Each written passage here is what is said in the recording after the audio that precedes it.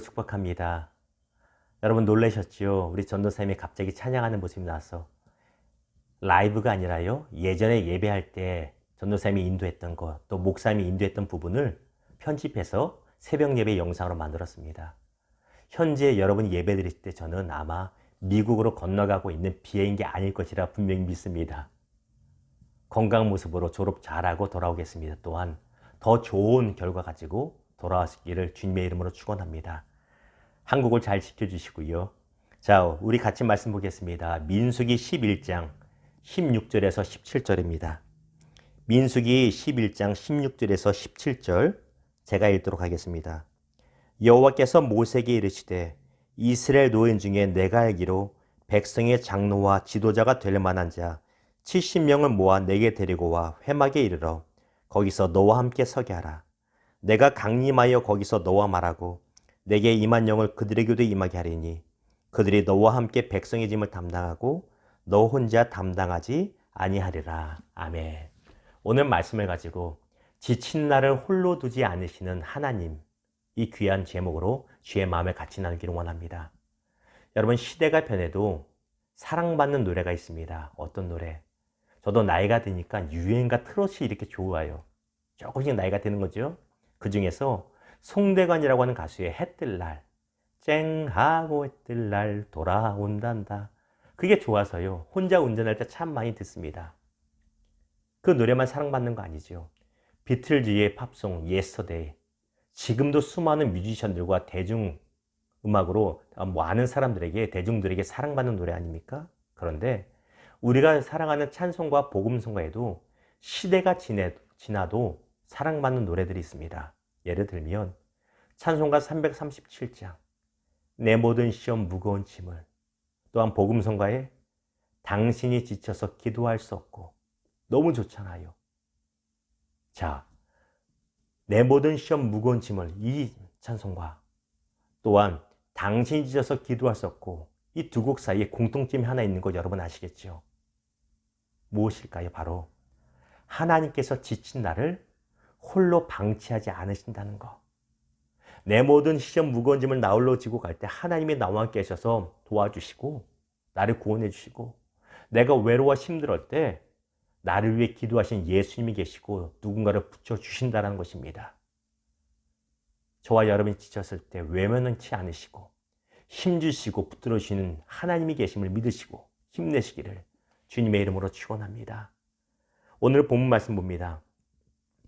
본문의 배경이 이렇습니다. 모세는 출애굽한 이스라엘 백성들을 약 2년 가까이 광야에서 인도하고 있습니다. 광야라는 곳은요, 안 그래도 힘든 곳입니다. 척박하고 위험하고 외로운 것이 광야 아닙니까? 오죽하면 우리의 인생을 광야 같은 인생이라고 많이 표현하잖아요. 그런데 현재 모세의 마음에 더 큰 어려움이 있습니다. 그 이유가 무엇이냐면 광야 때문이 아니라 이스라엘 백성들, 특별히 원망과 불평으로 가득한 이 불평된 이스라엘 백성의 불평의 모습 때문에 모세가 너무너무 힘들다는 것입니다. 이스라엘 백성들이 다 베라라고 하는 장소에 이르렀을 때입니다. 그들은 다시 하나님을 향하여 원망하고 불평합니다. 무엇 때문에? 고기가 없다는 거예요. 민수기 오늘 본문 11장 4절에 5절에 보면 애굽에 있을 땐 좋은 거 야채들 다 먹었다. 우리의 정력을 좋게 하는 것, 우리의 기력을 좋게 하는 것, 우리가 원하는 고기 비록 종이었어도 그런 거 먹었다. 그런데 이곳에는 그게 하나도 없다라고 그들은 원망하고 불평합니다. 우리가 살다 보면요, 저와 여러분이 그런 사람 아니기 원합니다. 어떤 사람? 한마디를 해도요 꼭 밉상으로 말하는 사람 있어요. 꼭 12조로 말하는 사람, 불평하며 말하는 사람 있잖아요.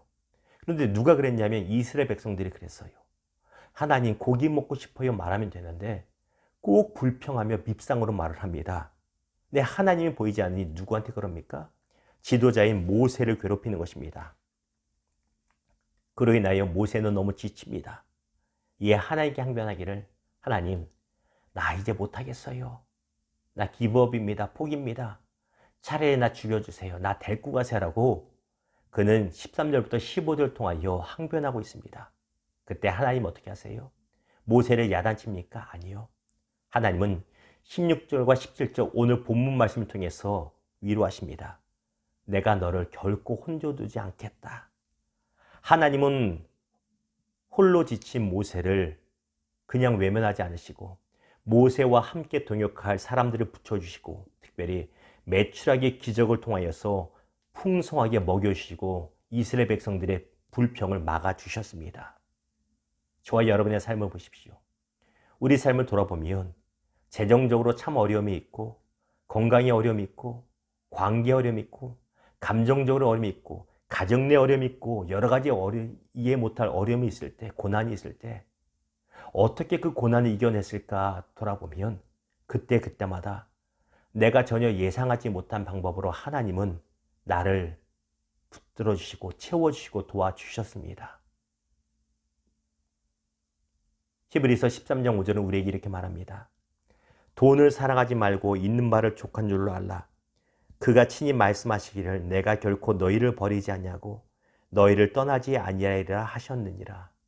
사랑하는 여러분, 하나님은 우리를 떠나지 않습니다. 이 사실 믿고 힘내시기를 주님의 이름으로 축원합니다. 말씀을 맺겠습니다.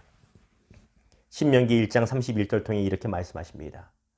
광야에서도 너희가 당하였거니와 사람이 자기의 아들을 안는 것 같이 너희의 하나님 여호와께서 너희가 걸어온 길에서 너희를 안으사 이곳까지 이르게 하셨느니라. 해변의 발자국인가요? 왜 유명한 이야기 있잖아요. 한 사람이 꿈을 꾸었는데 예수님과 동행했는데 언젠가부터 발자국이 한 사람만 있어서 예수님께 따지죠. 예수님, 저 발자국 하나일 때 보니 내 인생에 가장 힘들었을 때예요. 그때 예수님 어디 계셨어요? 그러자 예수님 말씀하시죠. 네가 지치고 힘들었을 때 홀로 외로울 때 내가 너를 업고 걸었다. 이 유명한 이야기 아시잖아요. 근데 그 이야기 전에 바로 성경에 말하고 있습니다. 하나님께서 이스라엘 백성들에게 말씀하세요. 광야길에 너희가 힘들 때 내가 너희를 어린아이 안듯이 안고 업고 그 길을 걸어와서 여기까지 왔다라고 말씀하십니다. 그리고 앞으로도 그럴 것이니 믿으라고 말씀하고 계신다는 것입니다. 사랑하는 여러분, 우리의 과거의 삶에 지치고 힘들 때 우리 미처 깨닫지 못했어도 하나님이 우리를 안고 오시고 업고 오셨는데 이 하나님께서 우리를 여전히 그렇게 도우실 걸 믿으시기를 주님의 이름으로 축원합니다. 광야길 어렵습니다. 상황이 쉽게 변하지 않을 수 있습니다. 그럼에도 불구하고 나와 함께 하신 하나님, 지친 나를 홀로 두지 않으시는 결코 홀로 두지 않는 하나님께서 나와 함께 하시고 계심을 굳게 믿으시고 오늘도 승리의 길 걷는 저와 여러분 되기를 주님의 이름으로 축원합니다. 기도하겠습니다.